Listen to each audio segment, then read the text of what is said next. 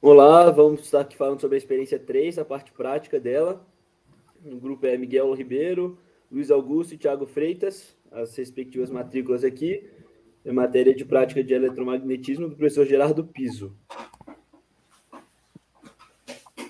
Aqui temos primeiro uma pequena introdução, né? A gente vai ter um pequeno sumário, né? A gente vai ter uma pequena introdução no começo.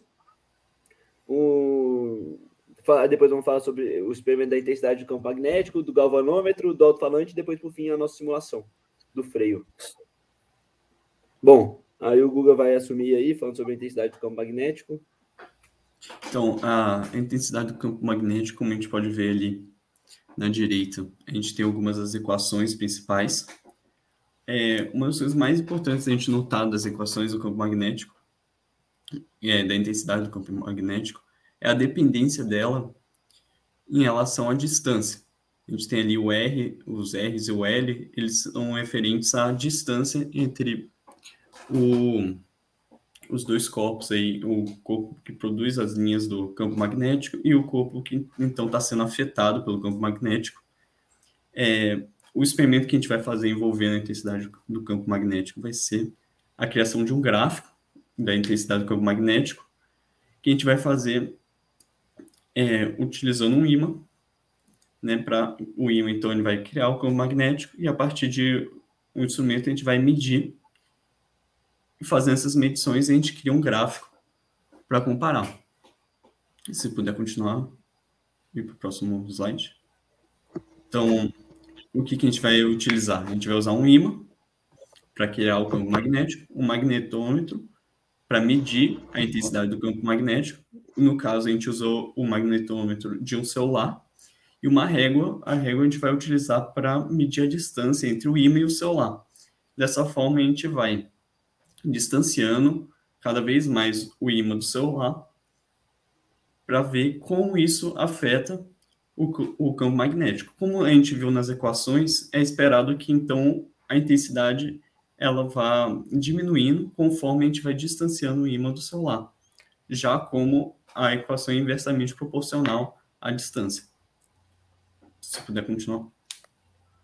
Então, está aí o nosso gráfico. Como a gente pode ver, realmente a distância, ela faz interfere muito na intensidade do campo magnético. Como a gente pode ver aí, a gente tem aí uma queda bem significativa.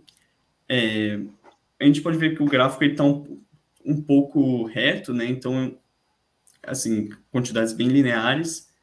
Isso aí foi por causa da quantidade de medidas, né? Quanto mais medidas a gente fizesse, mais na verdade, mais curva, né? Seria mais curva. Sim. Seria menos uma exponencial, né? Seria mais exponencial, exatamente. Aí, pode continuar. Só falar, né, que embaixo é a distância, né? Seria a distância, aqui a intensidade, né, do campo magnético. Só para... Exatamente.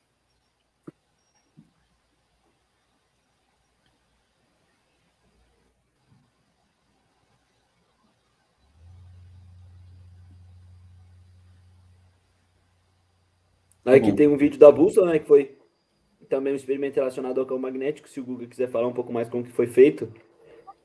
Então, essa foi a segunda parte do experimento, que a ideia era a gente criar uma bússola. Como a gente criou a nossa bússola? A gente imantou a agulha, a gente pegou a agulha, pegou um ímã e a gente ficou passando o ímã perto da agulha. Isso faz com que a agulha, que é um material ferromagnético, a gente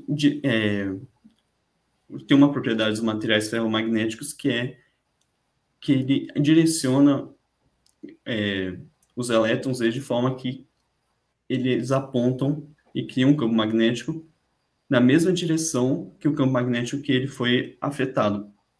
Dessa forma, quando a gente, passando o ímã, a gente criou um campo magnético, magnetizou a agulha.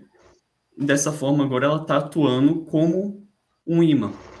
E dessa forma, quando a gente colocar ela na água boiando, o que a gente fez? A gente pegou um copo de plástico, encheu ele de água e botou um papelzinho em cima e botou a agulha. O papelzinho serve para ela não afundar. E aí, dessa forma, com ela flutuando no topo da água, ela fica bem livre para se movimentar. E dessa forma, já como ela funciona como imã, ela vai ser atraída para o polo norte da Terra. Então, aí a gente vê que ela está girando.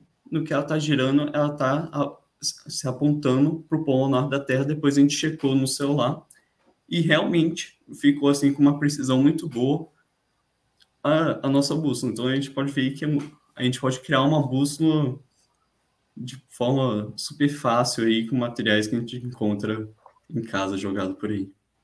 Se quiser é interessante ver também, né, a aplicação do que a gente viu na parte teórica, né, do experimento, falando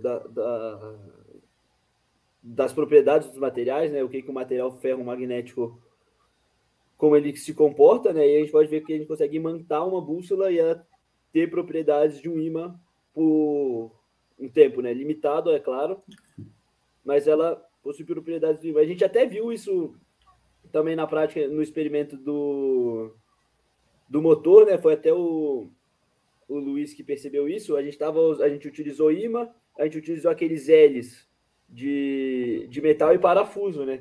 Quando a gente coloca o imã nesse metal, nesse L de metal e o parafuso, mesmo que seja na outra ponta, sem estar em contato com o imã, ele acaba sendo atraído pelo L, mesmo o L não sendo um imã, né? Mas quando o imã tá, independentemente do lugar que seja do L, ele tem propriedade de um imã, né? Por ser um material ferromagnético.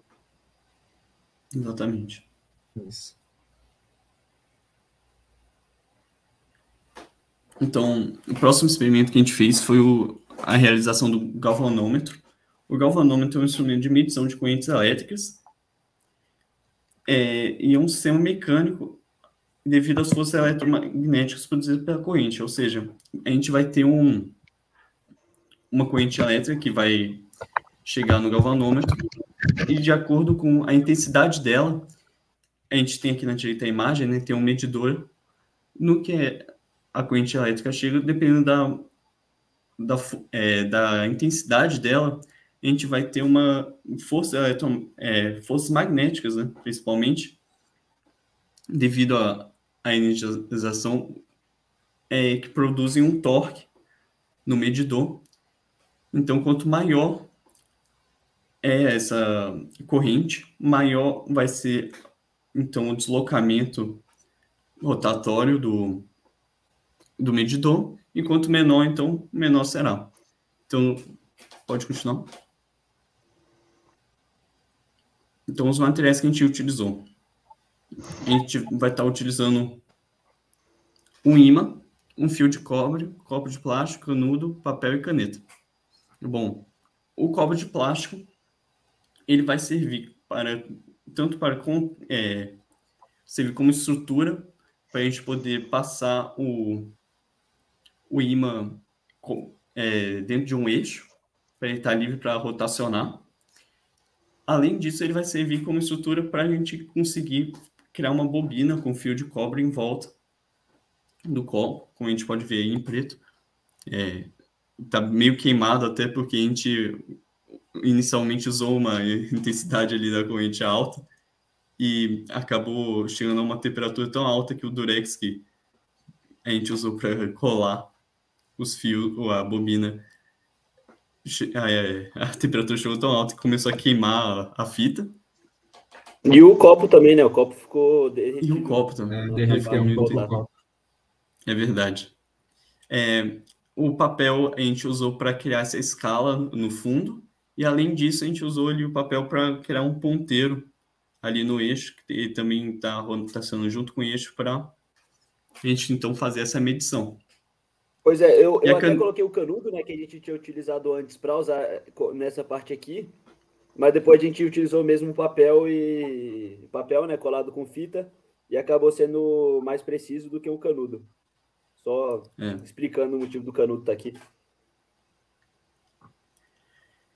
Então, o que a gente vai estar esperando aí com esse experimento é que a gente vai conectar aqui esses dois jacarezinhos aqui na bobina, né, para criar essa corrente elétrica. Então, com isso, a gente vai ter a bobina, ela vai criar, e a gente pode usar a regra da mão direita, né, a gente vai ver que ela vai estar criando um campo magnético interno ali à bobina, e dessa forma o ímã, sendo afetado por esse campo magnético, ele vai então rotacionar. Aí, quando esse ímã vai rotacionar, vai então rotacionar junto o nosso medidor ali de papel. E dessa forma a gente vai conseguir fazer medidas. Ali a gente já fez algumas medidas, né? Tem aqui 0,15, 0,25, 0,45. E essas então são medidas que a gente fez. A gente pegou desculpa, qual é mesmo o nome do instrumento que a gente usou para A medir fonte. a quantidade? É a fonte.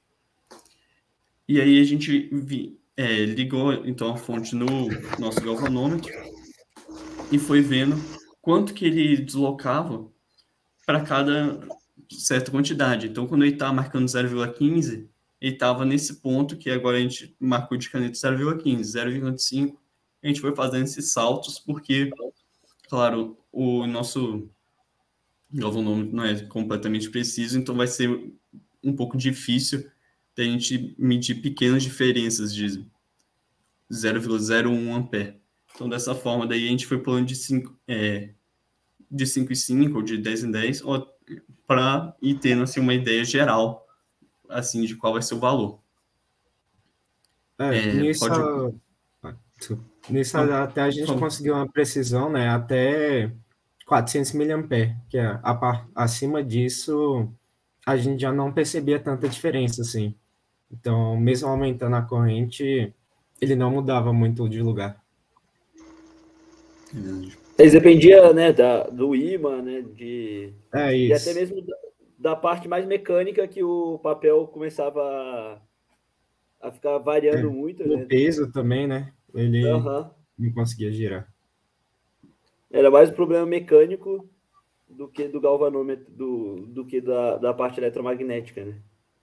Sim, Isso. o professor Gerardo até deu depois uma recomendação para a gente, assim, para projetos futuros, que a gente fosse trabalhar com um galvanômetro de novo, algum sistema parecido, que era talvez usar um sistema que ele não fosse tão influenciado pela gravidade, né? Que a gente pode ver aí que o ímã, ele rotaciona assim no eixo horizontal, né? Então ele está lutando contra a gravidade e o nosso medidor também.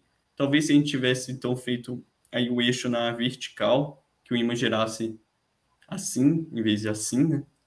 Talvez a gente tivesse menos esse problema daí, talvez a gente conseguisse fazer umas medições maiores ou conseguisse ver algumas coisas diferentes, né? Vou passar aqui para a gente ver o vídeo dele funcionando. A gente fazer 0,15, ó. Thiago, vou narrar o vídeo aqui, não sei se dá para a direita. A gente fazer 0,15, ó. Vamos fazer 0,15, que é a corrente que a gente botou na fonte. Tô vendo. 0,15. Vai lá, 0,19 0, e 0,15 alguma aqui. coisa. 0,25. Agora 0,25. Vai seguindo aí o que estava de acordo ali com a fonte, né? Fonte, né? Uhum. Uhum. Passa aqui já o slide. Eu vou estar falando um pouco, né, do alto-falante, que a gente basicamente vai estar fazendo o alto-falante caseiro, onde a gente vai estar enviando, né, alguma forma de áudio. Nessa situação, a gente está utilizando do celular mesmo e utilizando o ímã e uma bobina para fazer as vibrações, né? Então, quando a gente manda esse sinal, ele passa pela bobina e como ela está no ímã, tem as vibrações do sinal e essas vibrações no ar geram o nosso som, né? Se puder passar, tá falando um pouco dos materiais. Então, como tá aí, né, na foto, a gente utilizou um prato de plástico. Isso é mais para aumentar as nossas vibrações que a gente vai ter, né? Que aí fica melhor de escutar. O fio de cobre, para a gente estar fazendo a nossa bobina. Aí a gente está até usando um imã também. Esse imã é específico de alto-falante, né? Que ele é maior, assim, que é até para a gente conseguir colocar a bobina dentro do imã. O copo plástico, para estar, como fala, servindo de estrutura para a nossa bobina, e ele que vai estar vibrando, né? Junto com ela. E vibrando também junto com o nosso prato. A gente usou uma fita isolante só para conseguir prender a bobina melhor, né? Senão ela fica saindo. E um cabo P2 para estar fazendo essa conexão com o celular. Até aqui, né? Um dos problemas que a gente teve é que nas primeiras versões que a gente fez, a gente usou... Calma aí, Thiago, só um minutinho. Deixa eu primeiro mostrar o vídeo dele funcionando e depois a gente fala sobre os problemas na discussão. Sim. Pode passar. Aqui é um videozinho dele, né? A gente pode ver aí que o Thiago explicou como ele fica disposto. Não vai dar para... Calma aí, deixa eu botar aqui desde o começo.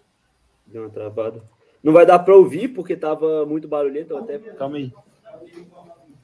A sala estava muito barulhenta, não estava dando para ouvir. Mas aqui é o funcionamento. Aqui a gente pode ver como ele funciona, né? Como o Thiago explicou aí. Agora, desculpa te interromper, aí você pode falar do problema que a gente teve. Não, sim, tranquilo. Primeira, a gente usou um copo de plástico para fazer a bobina, né? Servir de estrutura. E aí isso deu um pouco de problema, porque ele era mais pesado e não vibrava tanto, né? Até porque esse sinal que a gente está enviando do celular, ele é muito baixo. Até se fosse... precisaria de um amplificador, né? Para ficar maior. E o outro problema que a gente estava tendo, e o principal, né? Que não estava funcionando, era a nossa bobina, a impedância dela, que a gente deu muita volta. Isso acabou gerando uma impedância de 80 ohms, que é algo absurdo para um amplificador, né? A gente não ia conseguir tocar com só o celular. Então, a gente teve que refazer essa bobina para conseguir atingir 4 ohms, que aí sim a gente conseguia tocar conectado só no celular, né? Sem a utilização de um amplificador. A gente pode ver também... Oi, desculpa. Não, se vocês têm alguma coisa a acrescentar também. É interessante, né, que a estrutura em si, ela é muito parecida com a estrutura do galvanômetro, né? Essa parte aqui tem sim um imã aqui dentro também, eles funcionam de maneiras um pouco diferentes aí depois, mas a gente pode ver essa interação da bobina com o imã, tanto no galvanômetro aqui, quanto no alto-falante, né? Que é a mesma estrutura, né?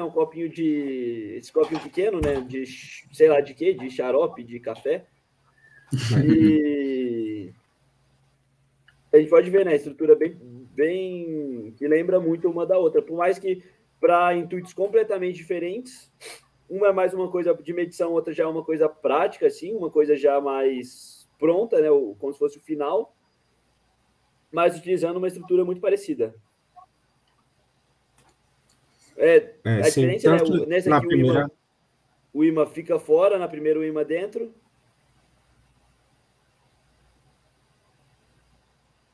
Mas tem sim lembra muito um com o outro. Eu achei bem interessante também esse detalhe da nossa bobina, né? Que a gente precisa achar esse equilíbrio entre o número de voltas, assim, porque quanto maior o número de voltas, maior vai ser a impedância, mas também vai ser maior a intensidade do campo magnético, né? Então a gente tem que fazer assim, um certo equilíbrio entre quantos volts a gente vai dar para também, como está acontecendo antes, não ter uma impedância tão grande. Essa parte daí foi eu não tinha nem parado para pensar antes que isso daí poderia ser um problema. Só assim, realmente fazendo uma experiência que a gente começa a notar esses detalhes. É, só na prática mesmo que a gente consegue perceber essas coisas, né? Bom, agora falar aqui do freio eletromagnético, né? Não sei se alguém tem mais alguma coisa para falar sobre o alto-falante, mas se tiver, por favor, me interrompam, mas eu vou falando aí do freio eletromagnético. A gente utiliza uma geometria dessa, como se fosse mais ou menos um freio a tambor, se eu não me engano, que é o que fala, que é sem ser o freio a disco, né? O freio a tambor é o que ele expande e acaba gerando atrito. É mais ou menos parecido. A gente vai criando essa geometria, né? É como se aqui dentro fosse o eixo, inclusive. Aí bota essa estrutura, aí faz essa aqui. Isso aqui para a gente poder definir a excitação somente nesse ponto, né? Para a excitação somente nessa parte interna aqui, né? Para a excitação, para a gente poder ver como ela funciona, né? A gente pode ver aqui a excitação já. E a gente tem que ter essa parte mais ou menos em vermelho, né? Para a excitação ficar somente contida nesse ambiente aí, como se fosse nesse disco. Aí depois, para inserir a voltagem, né, a gente precisa pegar essas sheets, né, que eles chamam, como se fossem essas folhas de seção transversal. A gente tem uma desse lado, uma do outro lado, a gente só vai precisar de uma, né? Uma delas a gente pode apagar e vai botar a corrente, né? Desculpa. Uma vez a corrente, ela pode estar tanto para um lado quanto para o outro, né? Isso não vai acabar interferindo tanto no funcionamento aí. A gente vai botar a força também nessa parte aqui de cima, né? Que aqui a gente não está vendo, mas aqui a gente pode ver perfeitamente. A gente vai ter que botar a força nela aí de cima, uma força. A gente coloca a força e vai botar aqui o valor, né? Para todas as direções de 100 unidades, né? Depois vai fazer o setup de solução para a gente poder analisar, né? Usar o default aí do ANSYS. Depois vai colocar... A gente vai usar a variável, né? Que foi definida aqui, é o gap, né? O espaço. A gente vai começar no 0.2, que é um espaço 0.2 milímetros, né, até 1 milímetro, com passo de 1 milímetro, ou de 0,1 milímetro. Então, 0,2, 0,02, 0,0... Desculpa, 0,2, 0,3, 0,4, até 1. E depois a gente vai poder ver isso aplicado tanto num gráfico quanto numa imagem, num videozinho. Aí fazer setup de malha, né, isso é só coisa do ANSYS mesmo, para poder fazer a análise. Rodar a validação, né? Uma vez tudo validado, a gente roda a simulação. E para gerar o gráfico, a gente vai fazer esse aqui do gráfico. E aqui a gente pode ver, né? Aqui é a força com a distância. A gente pode ver que a força ela diminui de acordo com a distância aumentando, né? A força do freio ela vai diminuindo com o aumento da distância, que é bem interessante. É mais ou menos como a gente pode ver um freio normal. A gente tem o disco, um freio a disco, por exemplo. Deixa eu ver se eu tenho alguma coisa para exemplificar aqui. Isso daqui eu acho que eu consigo. Ó, isso daqui vai estar girando à medida que... Vamos supor que isso é o freio, isso vai fazendo com que fique... Gerando mais atrito, né? Com que fique mais difícil girar à medida que essa pinça, né? Que do meu dedo, eu vou apertando mais. É mais ou menos o mesmo funcionamento aí desse gráfico, né? E a gente pode ver aqui também a magnitude dos vetores num videozinho rápido, né?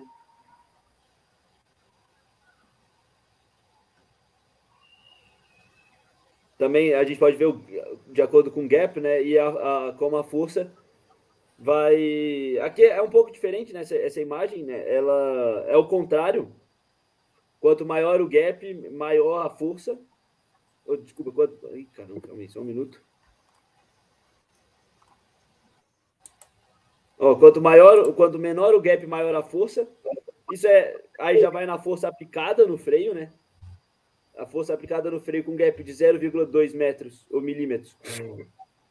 É uma força maior à medida que essa força, que o gap vai se aumentando, né? A força eletromagnética gerada vai sendo menor. Que a gente pode ver claramente, ó, a diferença. Vou botar a diferença principalmente nos... Ó, passando do 1 milímetro para o 0,2 milímetros, né? A gente pode ver claramente a diferença e aqui a escala, né? Bom, esse foi o experimento, né, do freio eletromagnético. Não sei se alguém tem algum comentário para fazer dele. Eu acho bem interessante fazer a comparação desse gráfico daí com o gráfico que a gente mostrou anteriormente, mostrando aí de novo a queda aí exponencial do campo magnético, né? No caso, o campo magnético e a força magnética estão relacionados aí intimamente, né? Então, você pode ver aqui, de novo. Pode ver perfeitamente aqui, né? Esse é o gráfico, né, que a gente fez utilizando dados das nossas medições e aqui o gráfico da simulação, né? Você pode ver que assim, seguem a mesma ideia. Sim, verdade. E até mesmo essa questão da quantidade de medidas, né? A gente pode ver que quanto mais medidas, mais smooth, né? Mais curva vai estar a curva. Aqui a gente pode ver que é uma curva de seções de reta, né? Quanto mais medições, menos seções de reta, mais seções de reta vão ter e vai lembrar mais até uma curva, né?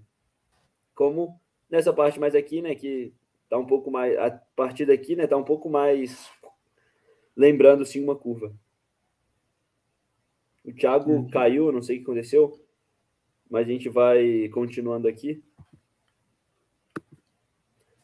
De qualquer forma, né, a gente já tá do final do experimento, a gente tem só fazer uma discussão aqui no final. A gente acabou fazendo a discussão no final de todos os experimentos, né, relacionando um com o outro. E a gente tem aqui uma conclusão, né?